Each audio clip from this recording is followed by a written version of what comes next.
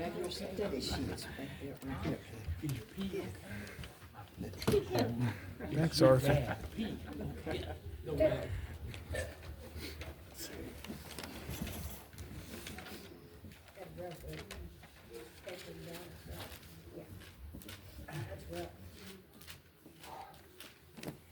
All right, we do have a handout.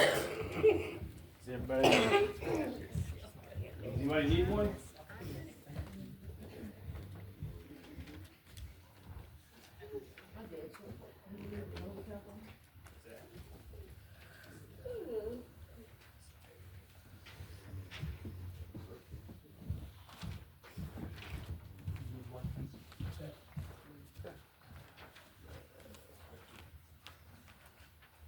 Who else needs one?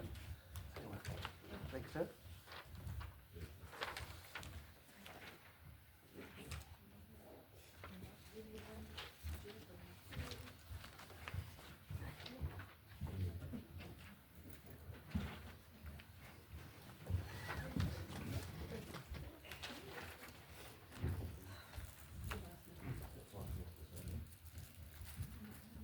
All right, well, like I said last Wednesday, I don't know how long we're going to be in this class.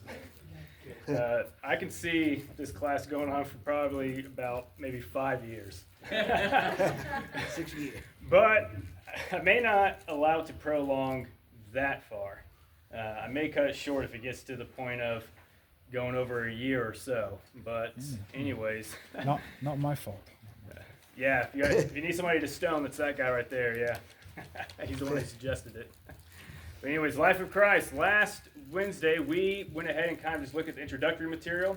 The packets are still back there. If you did not grab one, please make sure you do, because it's filled with a lot of good information that I put together regarding at least events that led up to the life of Christ, things that happened after Malachi and what took place between the Old and New Testaments, and how the Roman Empire got established. Because the thing is that when Malachi ended, the Roman Empire was not in power at all.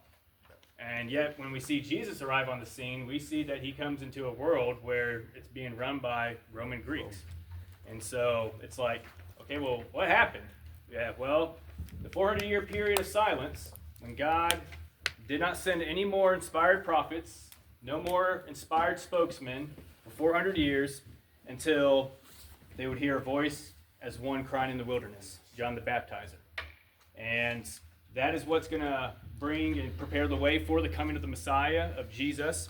And so I encourage you to please do read through that information that's back there, because it's very helpful, at least for events that led up to the life of Christ coming on this earth.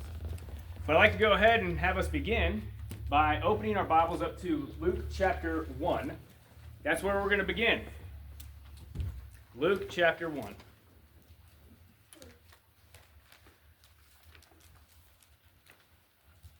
Luke chapter 1, we're going to look at verses 1 through 4 for now. Now, just a FYI, be getting used to jumping across the 4 Gospels, because that's what we're going to be doing in this class. We're going to be jumping to and fro all through the 4 different accounts of the Gospel of Jesus Christ. That's usually called the harmony of the Gospels. Yeah, the harmony of the Gospels. Yes. We want to be technical here. The harmony of the Gospels. Yeah. All right, Luke chapter 1, verses 1 through 4. Let me see here. Who's going to be my victim? Ashley, you're a good reader. Yeah. She knew that was going to happen. Yeah. Inasmuch as many, let me just restore. Inasmuch as many have taken in hand to set in order a narrative of those things which have been fulfilled among us, just as those who were from the beginning were eyewitnesses and ministers of the word, delivered them to us. It seemed good to me, also having had perfect understanding of all things from the very first, to write to you an orderly account, most excellent Theophilus, that you may know the certainty of those things in which you are instructed. All right, thank you very much. Good job reading. Appreciate that. Okay, so now if you do still have your introductory packet, if you want to like to at least look through the outline, you'll notice that this is how we're going to be kind of going through this class. It's kind of be looking through those outline points and those subpoints. And it begins by looking at Luke chapter 1, which would be known as the preface and the dedication. Luke's preface and dedication. In Luke's introduction of his gospel account, he wrote, "It seemed fitting for me to write it." Write what? What's this class called? The story of Jesus. The study of Jesus, the life of Christ? Yes. Yes, it seemed fitting for me to write it. The life of Christ. Out for you, so that you may know the exact truth about the things that you have been taught. What is Luke's basic purpose for writing about Christ's life? Question number 1 on the handout sheet. What's his basic purpose for writing out the life of Christ? Like if you don't know Jesus, somebody had to tell the story how he's raised, how he was 30 years, how he was dead. Like if you read a book and I don't know, I have to you got to tell me the book so I can read it, understand better. Yes. Okay. You mentioned about like how Christ, came to this earth, about how he died, how he rose up. So, in other words, his basic purpose for writing it out is for his audience to know the exact truth of Jesus. The exact truth of Jesus. Because what's interesting is that he mentions here that I want to compile this, an account of the things accomplished among us, just as they were handed down to us by those who heard from the beginning, were eyewitnesses and servants of the word. So it seems that Luke, what's his profession, by the way? Physician. A physician. Okay. In modern terms, a physician is a what? Doctor. A doctor. Okay. All right. Now, what do doctors do when they are, let's see, if they have a sick patient that comes in and they're trying to figure out what kind of sickness this person has. Like, what do they do? What's that? Okay. Okay, Sam first. Document everything. Document everything. Ask your symptoms. What else? Diagnose. Diagnose. What else? Research. Research. There we go. That's the one I was looking for. Yes, research.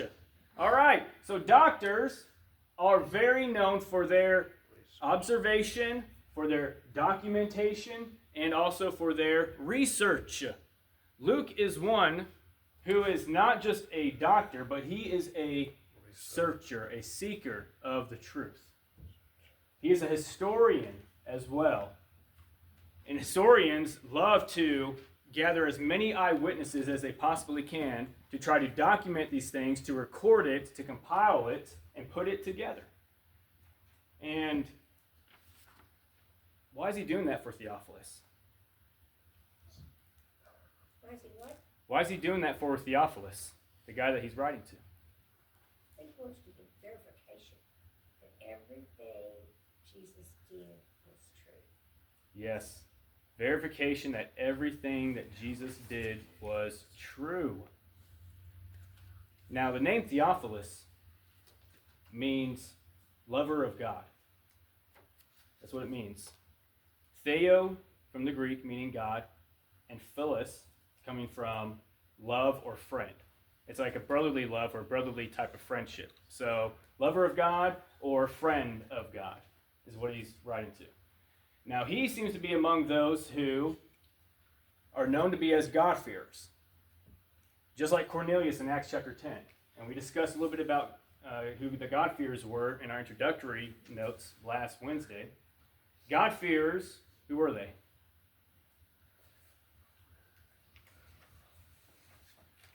Jews. What's that? Jews. God-fearers? Who Yeah. were the God-fearers? Yeah. Yeah. Cornelius was one, but he wasn't a Jew. Acts chapter 10. Yeah. Gentiles. They can be. It's okay. The God-fearers are simply, if we're looking at a Gentile Greek God-fearer, it is one who is interested and curious about Christianity, about the one true God, believes in the one true God, and so their whole life they've been known about polygamy, which is the polygamous types of God. Polytheism is what we call it. And so multiple gods, they are trying to transition from the thought of multiple gods into the one true God. All right? And so Luke is also trying to put together an account for Theophilus so that he can know and verify everything of what Jesus did was true, as well as to understand these things and for him to be ready to give an answer for them. Because let me ask you this. Who would better reach fellow God-fearers than Theophilus?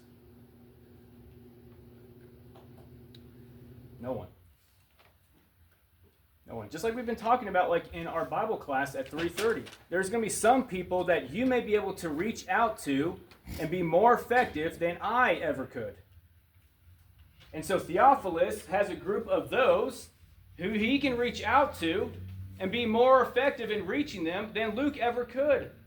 And so, in a way, it's like an apologetic approach, given a defense. He's wanting him to know all about Jesus, know about all the truth about what he did, so that he can take it and give a defense for it and be able to share it with others and give them an answer of all the things that Jesus did.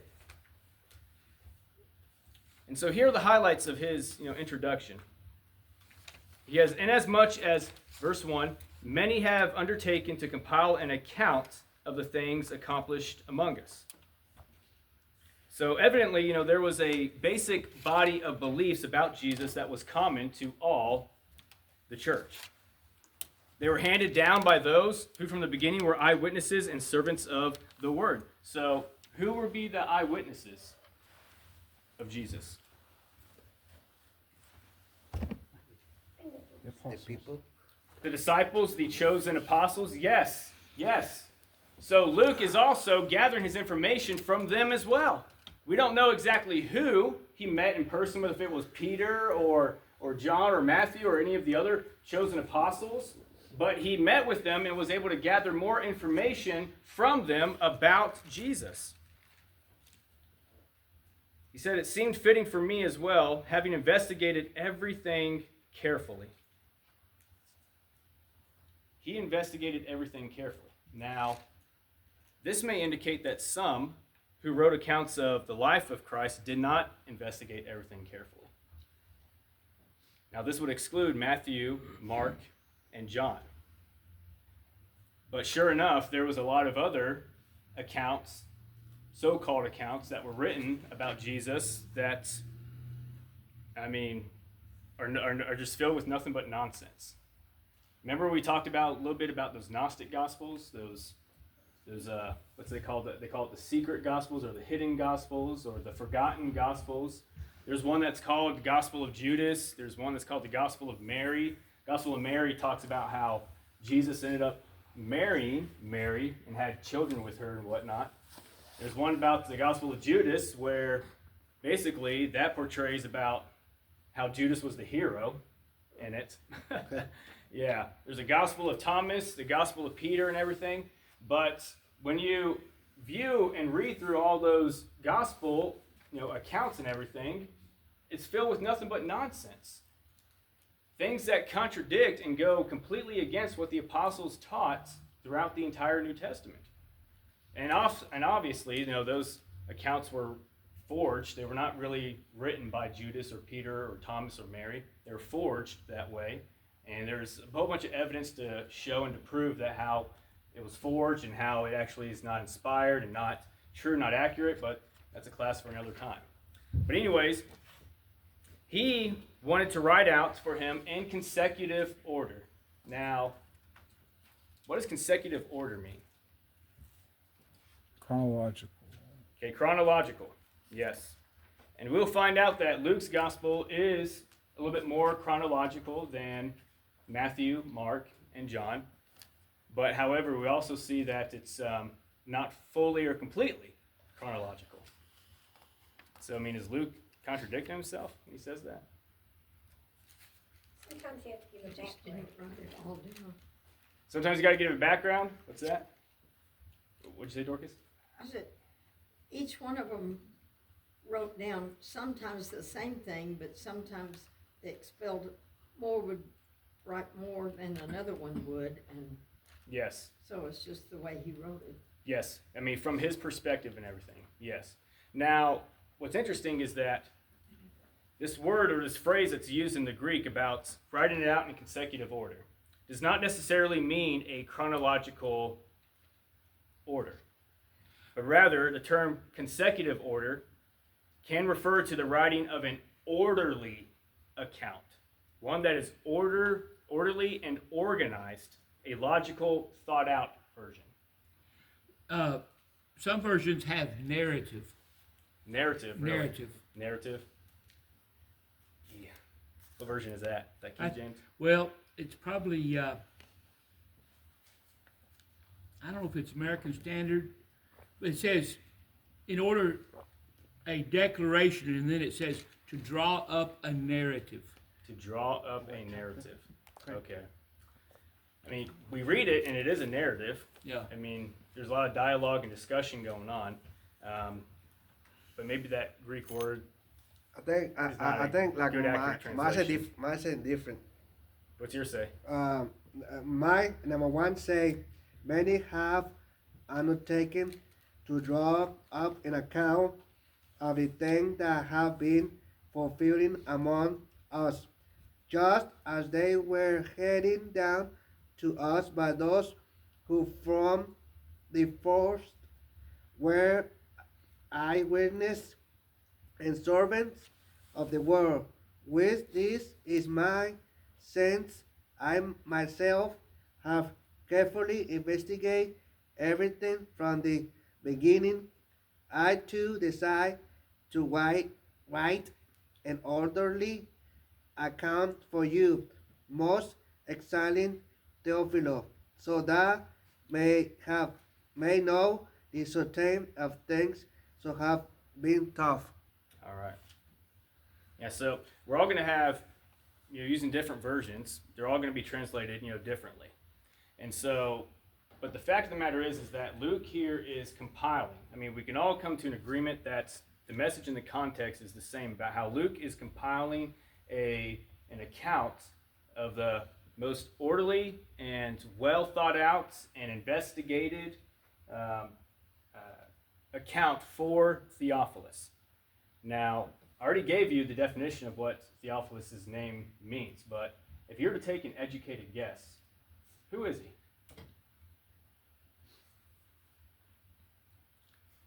What did you say his name then again? It's Theophilus. it's a title.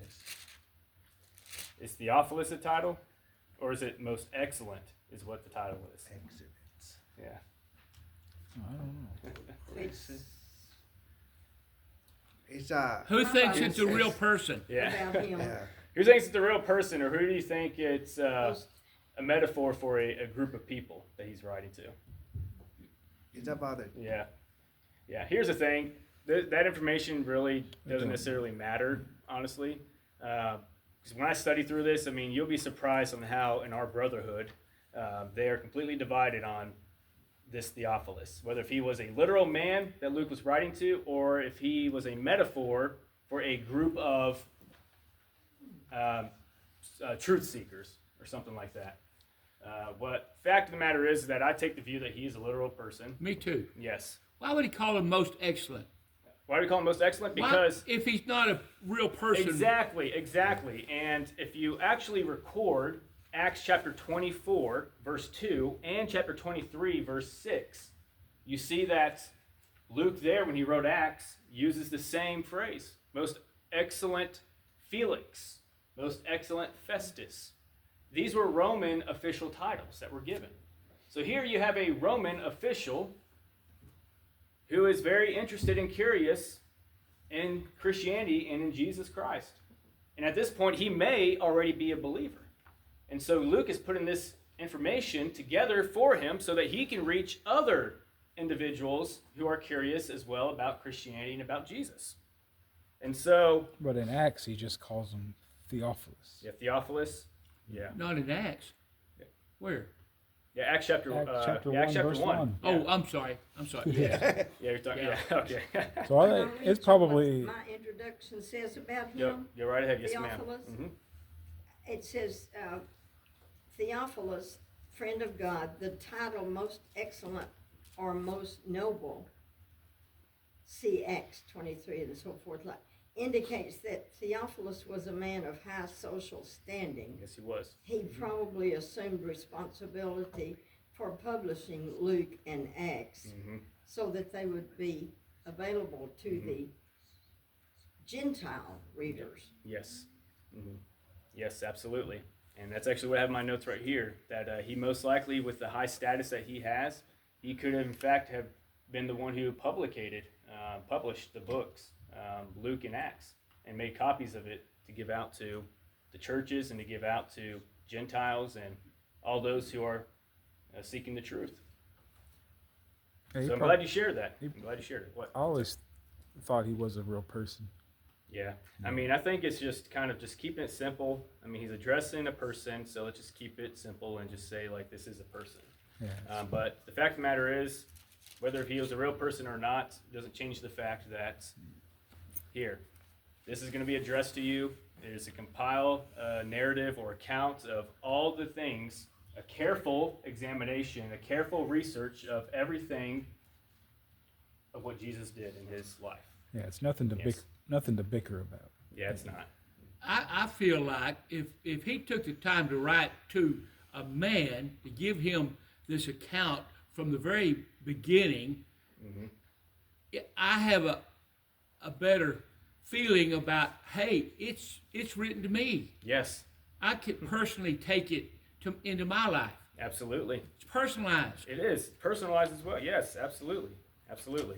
And so that is Luke's introductory. So kind of just summarizing it up in a gist, once again, is that he did a careful examination, a careful research of all the things that Jesus did. He wanted Theophilus to know the exact truth of Jesus and of his life so that he, Theophilus, would be able to give an answer and to provide a defense and an answer to those who are also curious about Christianity and about Jesus. All right. Any other comments about Luke's introduction? All right, turn over to John's. John, Gospel of John, chapter 1.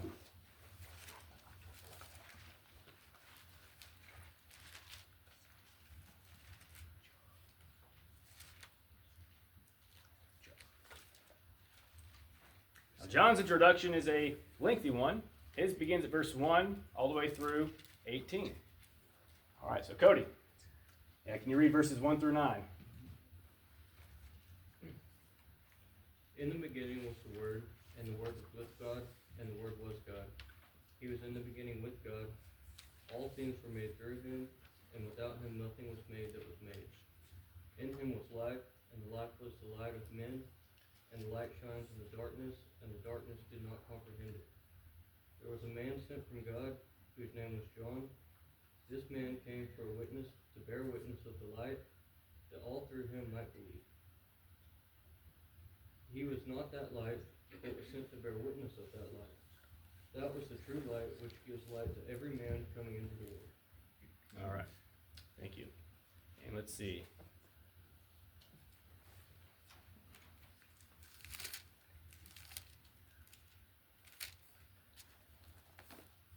Why not do the whole row? Carla, finish it off. Verse 10 through 18, please. 10 through 18? Yeah. He was in the world, and the world was made by him, and the world knew him not. He came into his own, and his own received him not. But as many as received him, to them gave he power to become the sons of God, even to them that believe on his name, which were born not of blood, nor of the will of the flesh, nor of the will of man, but of God. And the Word was made flesh and dwelt among us, and we beheld his glory, the glory as of the only begotten of the Father, full of grace and truth. John bare witness of him, and cried, saying, This was he of whom I spoke.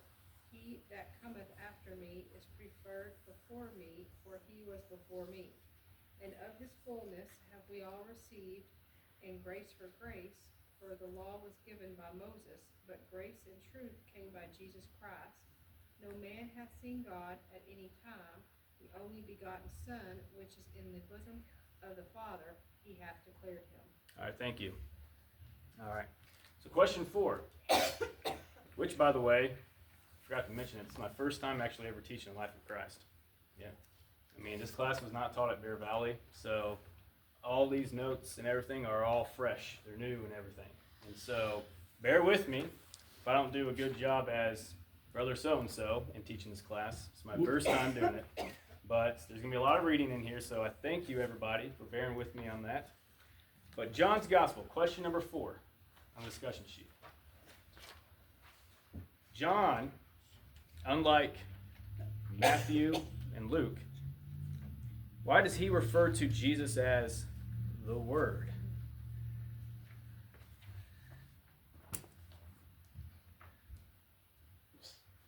I know why. Oh, you know why? Yeah, because, for example, how, like his, like for before everything was going on, all this, God said, "Be born." The born, yes, starting. Yeah. And then God said, "The man is good." Mm. He just stayed with his word. Yeah. And that's why he said the word was God and God was the word. Yeah. Because God created earth and heaven. Mm. Nobody else can do that, only God. Mm-hmm. And that's why John is specific, the beginning Mm-hmm. of the heavens and earth, everything Mm-hmm. was God. To right now. Like we see the sky, he said, wow, it's beautiful. Who made that? God. God said, be the heaven. Mhm. That's why God said the heaven are the beginning to right now. Yeah. He's the only one. That's why John said. You're hitting the nail right on the head.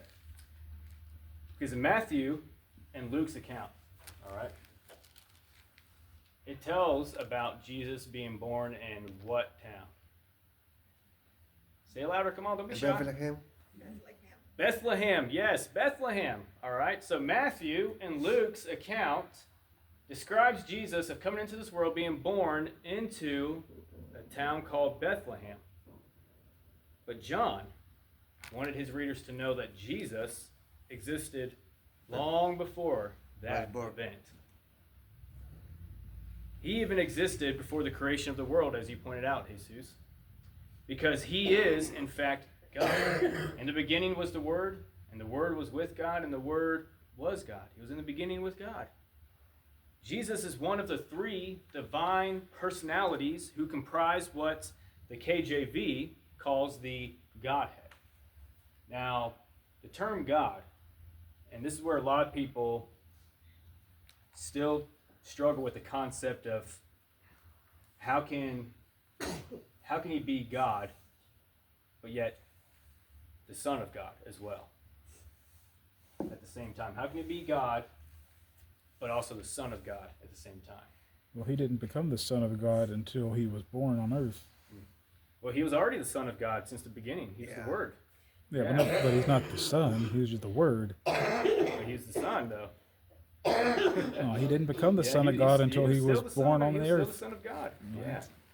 He's still the Son of God. He existed in the beginning. He was already God. Well, I know that, but he's not. He didn't get the title Son of God until he came to the earth. That's what I'm saying. Think of it this way, all right? You know, God is like a family term. Yeah. Just like my last name, Landolt, is a family term. All right, I'm not my wife, Angel. My wife, Angel, is not me. I'm not my son, Arthur. And Arthur's not me. But guess what? If Arthur's in the room and I'm not, is he still a Landolt? Yes, he is. That's the best way to describe it, at least to comprehend it in our finite human minds is that Jesus, he's the Son. The Son is not the Father is not the Son, but he's still God. And the first time God is mentioned in Genesis 1:1, that's the Hebrew word is plural. Mm-hmm. Let us. That's right. Referring back to Genesis chapter 1, verse 26. Yes, let us make man in our image. And so that shows the unity of the Godhead family right there. Well, Genesis 1:1, in the beginning, God. That God is plural. Oh, Elohim. Yes. Yeah. Yes. That's right. Yes. Elohim. Yes. And I don't know if the Old Testament ever mentions the Son of God, or I don't think it does. But in my mind, he was always like, he's referred to as the angel of God, Capital A angel. the Word. Yeah, that's a deep study. Yeah. I mean, talking about the Godhead and seeing Jesus even all the way throughout the Old Testament. There's known to be as what's called, the technical term is theophany, which is God coming in human form, just like Jesus. I mean, Jesus is God coming down in human form in the flesh. Well, there's instances in the Old Testament where we see that happening. You see that. Hang on, just a second. Yeah, you see that in Joshua when he approaches the commander of the Lord's army. We know for a fact that it's not an angel, because Joshua removed his sandals because he knew that he was standing in the presence of someone holy, and the ground was holy, and he fell down and he worshipped the commander of the army. Well, if it was an angel, what would the angel have done? What did the angel do when John fell down to worship him in Revelation? Smacked him upside the head and said, "Get up! Get up! I'm an angel. You're not supposed to do that. It's only for God." But we see the commander of the Lord's army in Joshua receiving the worship. I think that, in my opinion, I could be wrong, but I believe that was Jesus. I really do. I believe that was Jesus in human form back in the Old Testament. Yes, portraying him as the commander of the Lord's army. Yep, I could be wrong. Yep, but I know a place where it believe it says was. Son of God in the Old Testament. Daniel, Son of Man. Son of Man. Well, like when they're in the fiery furnace and they Yes, say one appears like the Son of God. Yes. Yeah. There's another instance. Yes, I believe that fourth person that came out with him, I believe that was Jesus. So I stand Yes. corrected. Yeah. Like, Again, could be wrong. We never know. We never know. But Jesus has always existed. That's the point of what John's trying to make, is that even before he was born in Bethlehem, he existed long before that. Way long before that. Even before the foundations of the whole earth was created. Even before the universe was created. Even before it spoke into existence. Even before time was created. He was always there. he was the one who created the world. Yes, Through he him. was. Through Yes, his he was. through his word, because he Yes. was the word. That's right, yes. Yeah. But John's point is that before it was even created, he was always there. He always existed. Or in the way he writes here, he really jumps right into beginning establishing Jesus' authority. Yes. Unlike some of the other accounts, start out with genealogies, Mm-hmm. earthly genealogies and stories and history, he jumps right in with his heavenly authority. Yes. Yes. Tries to establish that. Absolutely. Again. Yes. And the purpose behind, for all of that, and the reason why he jumps right into his full divinity and authority as God, is because John's gospel was written at a much later time. Written most likely around approximately 90 to 93 AD. And his purpose for writing it was to combat against false teaching that was going on. John's gospel was actually directed more towards believers who were doubting the sonship and the divinity of Jesus because of false teaching. There was false teaching going around claiming that Jesus was fully human but not fully God. He was fully God but not fully human. There's teachings going on around saying that, yeah, Jesus was fully human and fully divine, but here's the thing, you can't kill a God. So when he was on that cross, his divinity just left him. His deity just left him. And he died just as a human being. It's hard for me to understand the words, he emptied himself. Exactly. What what was not in him from eternity to the time he was in the flesh? Mm-hmm. There's something different. There's something lacking. Yes. But there is, and I have that in my notes about Philippians chapter 2, verse 5 through 8. Oh, yeah, Philippians chapter 2, verse 5 through 8. It says, he had to be made like his brethren in all things, so that he might become a merciful and, that's Hebrews 2. Sorry, that's Hebrews chapter 2, verse 17 and 18. Philippians chapter 2. I'll just go ahead and turn it over there. Philippians chapter 2. It's verse 5 through 8. It says, have this mind among yourselves, which is yours in Christ Jesus, who though he was in the form of God, did not count equality with God a thing to be grasped, but emptied himself, or made himself nothing, depending on the version you're reading from, taking the form of a servant, being born in the likeness of men, and being found in human form, he humbled himself by becoming obedient to the point of death, even on a cross. So yes, being emptying himself, made himself nothing, and taking on the form of a servant. What we see in the previous verse is that he was in the form of God, but he did not count equality with God a thing to be grasped. And so, did he empty himself of that? Yeah. The equality of God? He made himself a common man. Yeah. Because he still had to learn obedience. Yes, he did. Through his parents. Mm-hmm. He probably didn't have the knowledge full time that he was the Son of God. No. Growing up, Well, we see in like Luke's account, when at the age of 12. Yeah, 12. He had that understanding. I'm talking about, when he's a little kid, like 5 or 3, we have to be careful. When it says he didn't think the equality of God was something to be grasped, he didn't want to push that. You listen to me because I'm the Son of God. Kinda. Yeah. Although he's always emphasizing, listen to God. Yes. Listen to God. Words that I speak, they're from God. Yeah. My purpose, my meat is to obey God. Do his.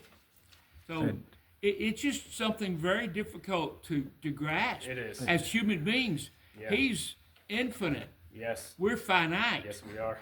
So, And he said he only spoke what he heard from the Father.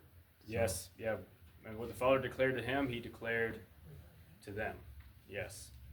But I agree. We're not going to be able to understand the complete concept of his Godhead, his divinity, or him emptying himself, making himself nothing. It is. That's a struggle. And that was one of the reasons why a lot of them started to doubt their faith in the first century, is because they struggled with that concept. They needed something that made sense in their finite mind. But this is one of those things where we have to come to the point where we have to trust God. Say, I believe. Yes. Say, I believe. Do we have to understand every iota? No, not everything. No. Nope.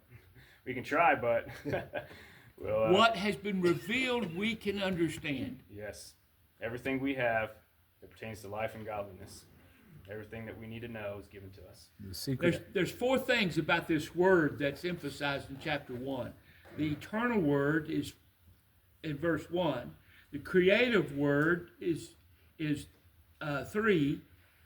The essential word is the life that he brought, and he's the incarnate word in verse 14, that he came and was in the form of mankind, flesh. Yes. There you go. That's breaking it down in just those 4 points right there. Yep. That's what John wants us to know. That's what he wants us to know. Well, it's our bell. Any other remarks or thoughts on this? I still don't know how to answer that question. Why did John call him the Word? Why did John And call him the was Word? he the only one the first one to call Christ the Word. John, the reason why he referred to him as being the Word The Word. is to establish his existence, his pre-existence before the creation of the earth. Yes, he was in the beginning with God, and it was the Word of God who created all things. Think back in Genesis chapter 1, when God said, "Let there be light." Does John refer to Jesus as being the true light? Yeah. He does. He refers to him as being, the true light. I The kind light. of picture logos, the Greek Yeah. word. What is a word? It's emphasizing a meaning. Mm-hmm. He is the Word, the meaning of God sending him to this earth. It's going to be explained through thought, through words. And didn't Jesus call himself the Word? Yeah.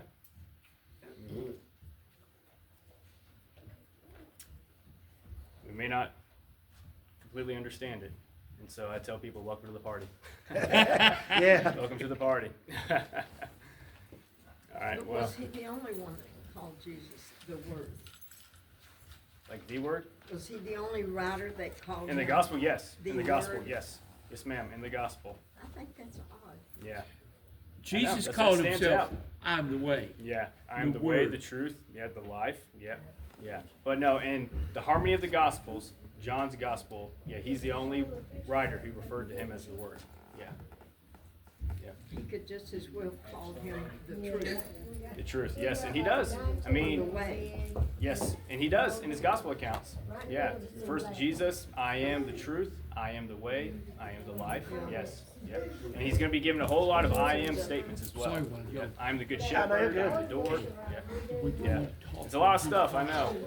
It's a lot of stuff. Oh, okay. That's all I have. I'm good. All right, well, we're dismissed, yes.